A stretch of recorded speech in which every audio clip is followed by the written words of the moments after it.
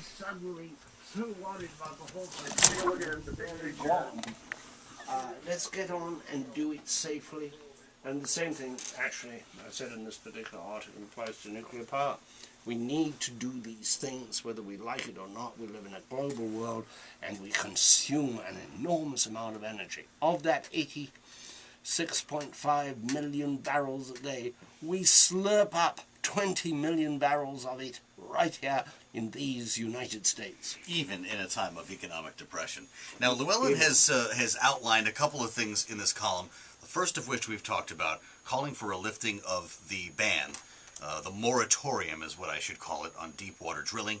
You're also referring to a second energy disaster in the making, and that is with electricity. Llewellyn writes, the Obama administration has signed on to a vague idea pushed by environmentalists and post-industrial schemers. It goes by the appropriately loose title of alternative energy. Just yesterday, the president traveled to Kansas City and spoke to an electric vehicle assembly plant. Next week, he's going to Michigan to talk to another electric car maker and speak to workers about the virtues here. You have great skepticism about this. Even if we start buying these cars, where's the electricity going to come from? I don't have great skepticism about electric cars. I love electric cars. I've been But you need to get the juice somewhere. Well, let me get to that if I may. Going back to the 1920s, when there were a lot of electric vehicles, Harrods, the famous department store, until about 20 years ago, delivered most of its goods by electric truck because they were short distances and it was slow. When the horses were phased out in Britain for the milk delivery, it's traditional milk and eggs are delivered, they used electric. But the problem was the batteries were no good. They couldn't run cars long enough. Electric cars have an enormous amount to be said for them. They don't pollute then. Depends how you make the electricity. There's no free lunch. You push it down. If you're burning a lot of coal to run electric cars, you may not have got the gain you think you've got. If you, in my opinion, use the right mix of generating, which is probably, we can't get rid of the coal overnight. 52% of it, roughly, of the electricity comes from coal, 20% from nuclear, and the rest primarily from natural gas. A very small percent comes from wind, although it's a very obvious thing because these windmills are so big and conspicuous. What's going to happen, the electric industry says, and this is where I fault them, is that because they have a new program called smart meters, we will not have 5 o'clock hell. At the moment there is 5 o'clock hell. At 5 o'clock on a hot day, as we've had here in this part of the country for the past week, really hot, 100 degrees and more, at about 5 o'clock the subways are running, the people are getting home, they are turning up the air conditioning on the stove, taking ice out of the refrigerator, taking a shower, everything is full blast. If they have an electric car too, they will plug it in to be charged. Now the industry, and this is where I fault them, says no, they will have a smart meter and it won't charge until 11 o'clock at night.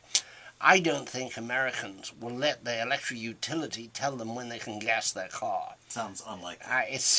It sounds, this is the sort of thing that gets the Tea Party all riled up right now.